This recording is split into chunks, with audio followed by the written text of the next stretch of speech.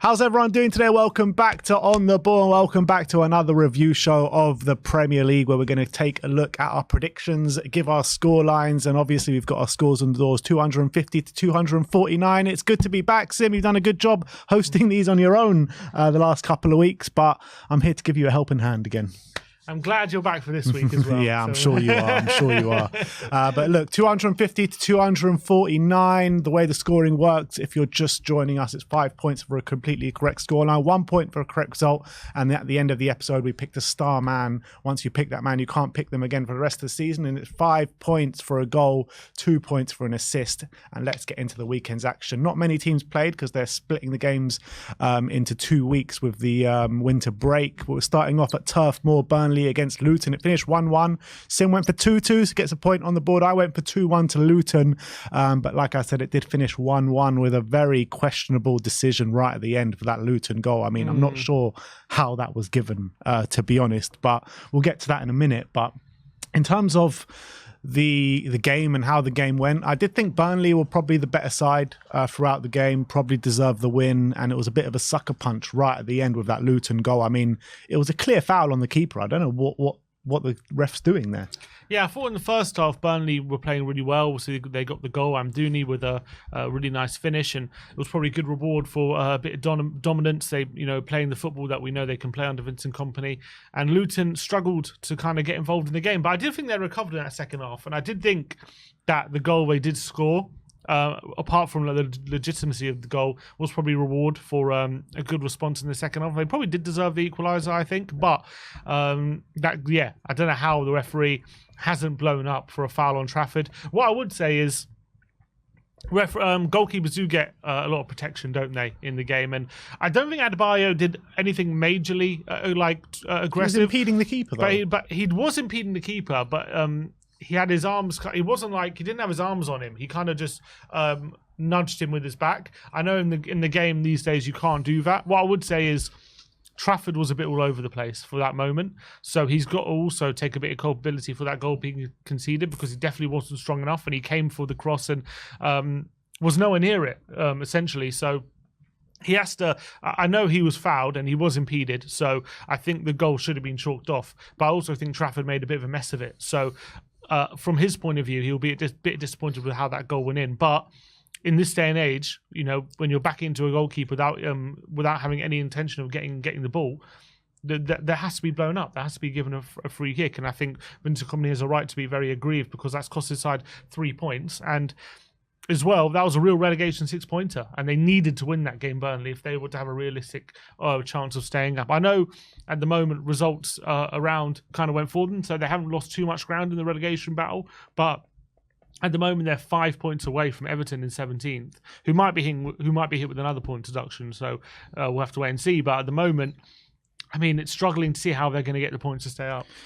Yeah, I mean, all these teams, to be honest, at the bottom, it's becoming a bit of a scrap. I do think, like, when you're looking at the relegation battle, the 3 teams in the relegation zone are the 3 teams that are going to go down. Barring any points deductions from Everton and stuff like that. I do think Everton are a bit of a class above those kind of 3 teams. But back on the game, I mean, I don't know. I didn't really see what you were seeing about Luton. I don't think they deserved the point. I mean, I thought Burnley were the better team. I thought that winger that Burnley had, Ogabert, whatever his name is. Odebear, yeah. I thought he was brilliant. He was absolutely brilliant, getting shot after shot. Kompany kind of brought him up the pitch after 20 minutes in the game and got him really high up the pitch and got them attacking Luton time after time, and he was skinning the fullback down that side. And I thought Burnley looked actually really good in this game and deserved 3 points. I would say they did really well in the first half, but they didn't capitalise on going 1-0 up, and I felt like they allowed Luton to grow back in the game, and I thought Luton did end the game the stronger and they got their reward. But as you say, it was a bit lucky. But I wouldn't say Luton massively deserved it, but I just felt Burnley got punished for not killing off the game.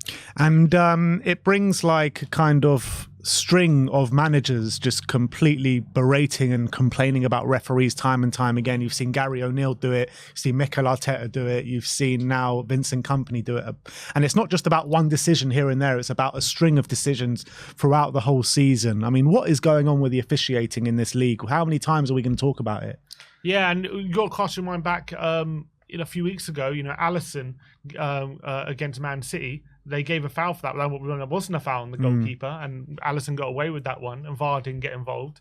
And yet, or did VAR get involved and rule it out? No, I think the referee ruled it out, and VAR didn't get involved. And this time, again, they stuck with the on-field decision. So there's lack of consistency. It's very frustrating. And it's, again, a constant conversation. It's a boring conversation because it's just so much focus on the referees, and we should be talking about the game. But when they're getting decisions wrong like this, it's where the focus is going to be on. Yeah. Let's move on to the West London derby. Chelsea against Fulham. It finished 1-0 to Chelsea with a Cole Palmer penalty. Sim went for 1-1. I went for 2-1. So I get a point on the board for this one. And probably a draw might have been a fair result in this game, to be honest. It wasn't the greatest game of football. I don't think either side were particularly that good.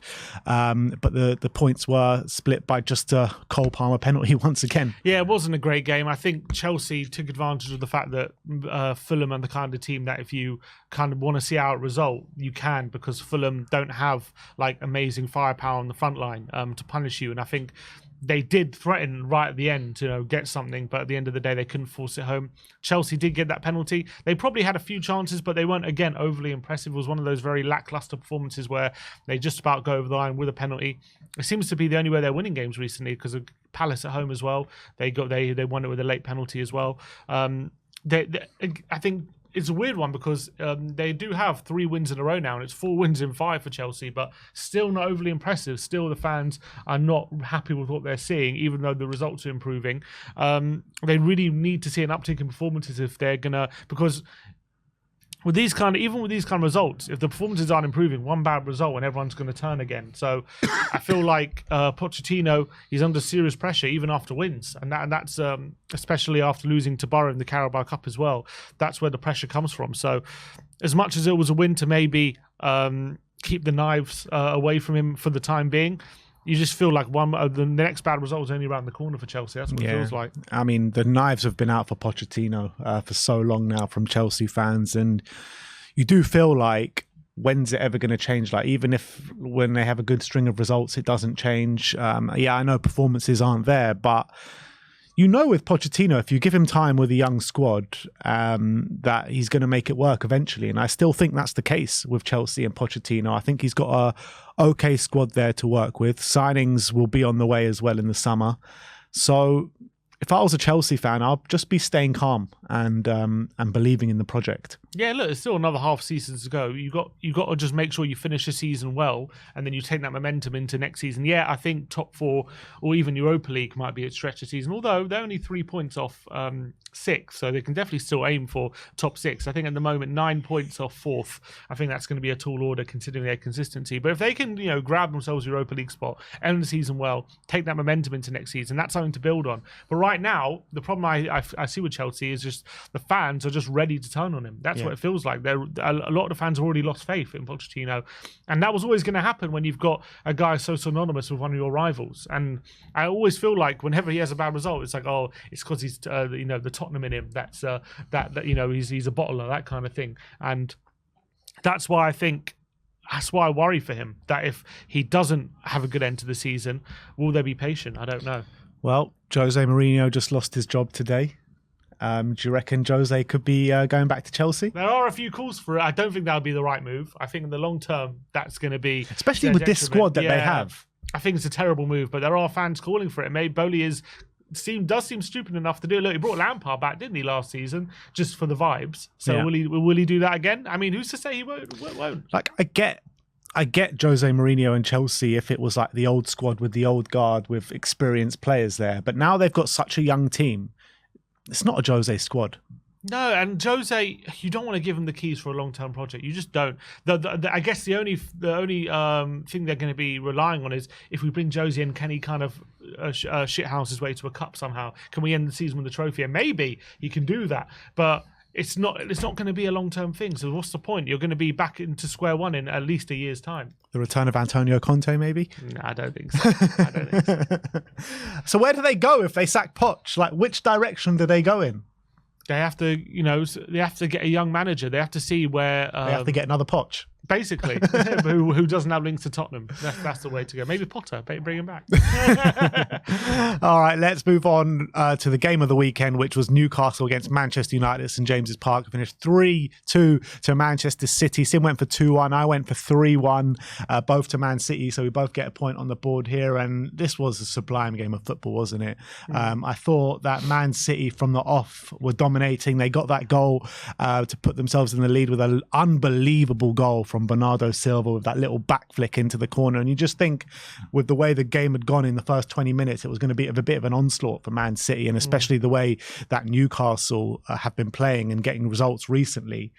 But they got that goal against a run of play with Alexander Isak. They get another one a few minutes later, and they're like, wow, is there an upset on the cards here? Yeah, the quality of those goals was amazing as well. Him, Anthony Gordon, carrying on his unbelievable form. Alexander Isak, like I said, getting the goal.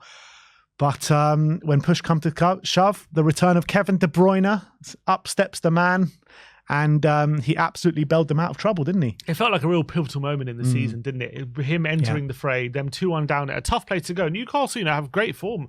As much as, at home, I'm going to say, as much as they're not in great form overall, at home, I think they're still one of the best teams. Like going into this game, I think their home form was played, They played 10 and won 8. Of their 10 games. So despite their depleted squad, their home form has always been very, very strong. And you're 2-1 down with, I don't know what minute he came on, 60th minute or so, 70th minute.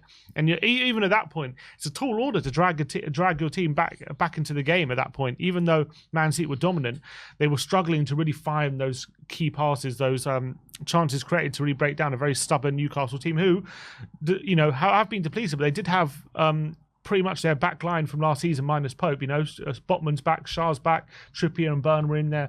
So it wasn't going to be easy. Trippier had a really good game, by the way. Best game in a while for Trippier. It wasn't going to be easy for De Bruyne to come on and impact, but literally scored within minutes of coming on. Wonderful finish from outside the box with the side foot. And then what an assist for Oscar Bob right at the end as well. Unbelievable pass and brilliant feat from Oscar Bob as well, showing that maybe he's ready to also make an impact in this team.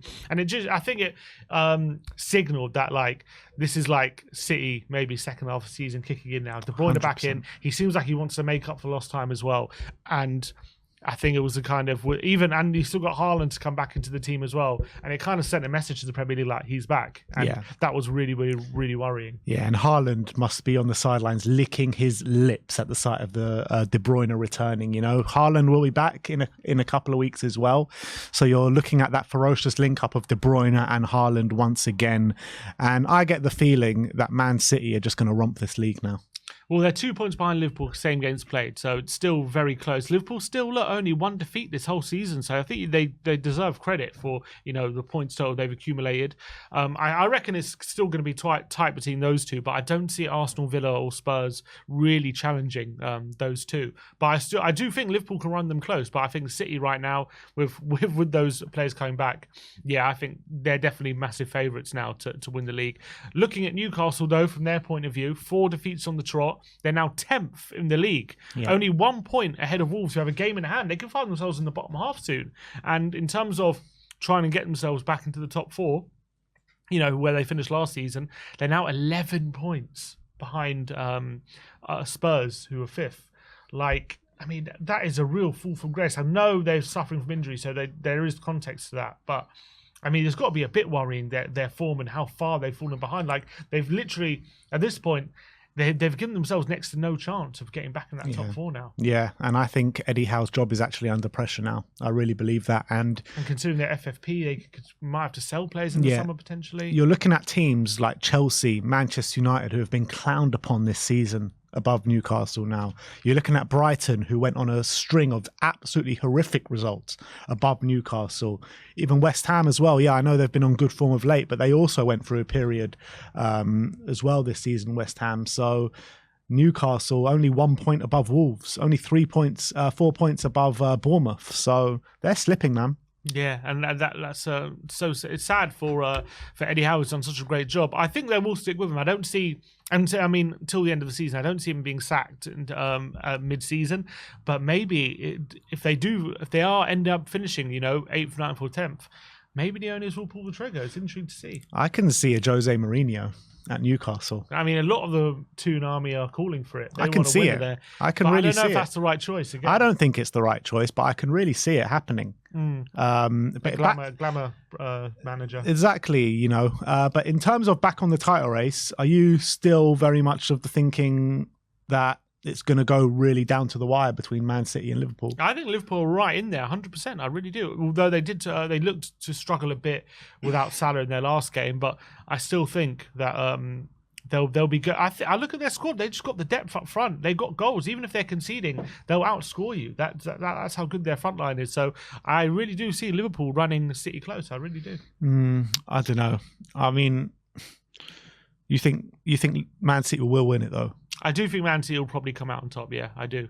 Especially with De Bruyne back. He just looked like he really wants to make up for lost time. That'll worry me. What do you think the percentages are of the two teams winning? I think at the moment it's probably 65% Man City. I would say decent chance. Really I'll good probably chance. go 51% Man City, 49% Liverpool. Arsenal. I don't see Arsenal.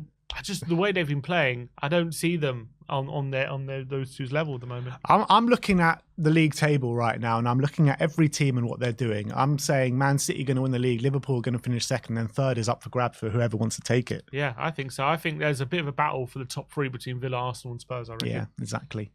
All right, let's move on to the next game, which was Everton against Aston Villa. It finished 0-0. Amazingly, Sim went for 0-0, so he gets 5 points on the board. I went for 1-1.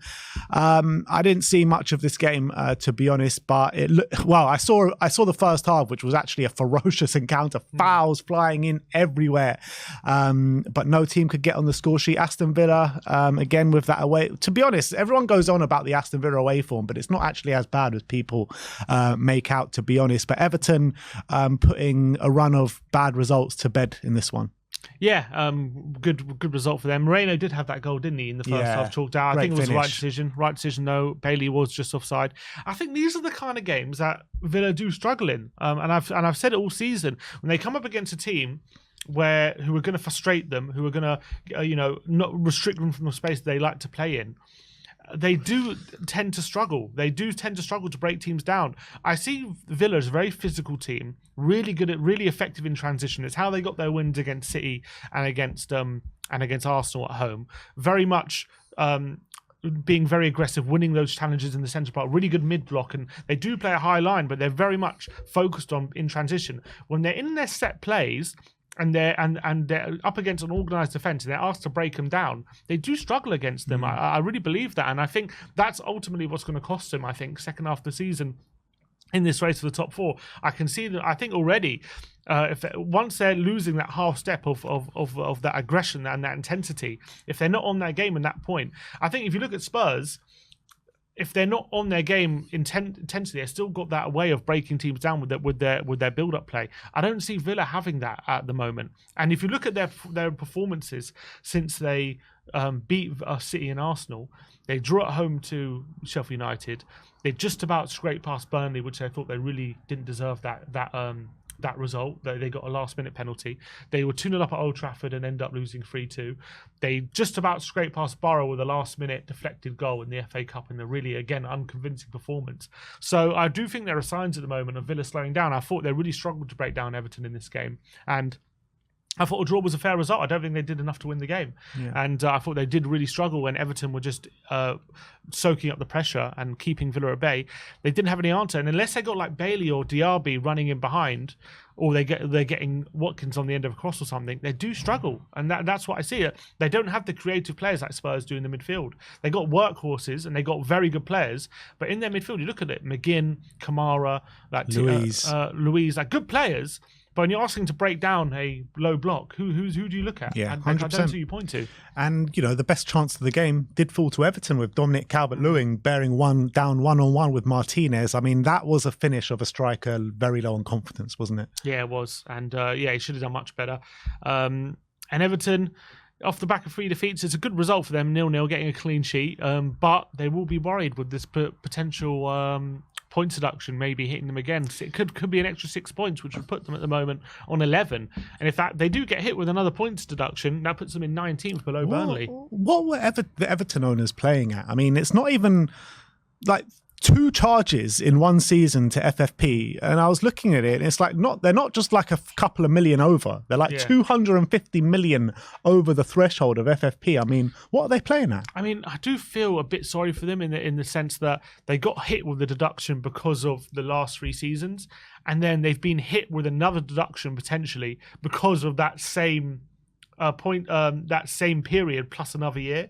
So it's like they need time to, rebalance the finances, and they're not being given the time for the Premier League. So I do feel sorry for them because they're kind of being hit with the same period doubly. So, I mean, I think maybe the Premier League's got to look at that, because I don't think clubs should be deducted points because of the same period of finances. I think that's not fair.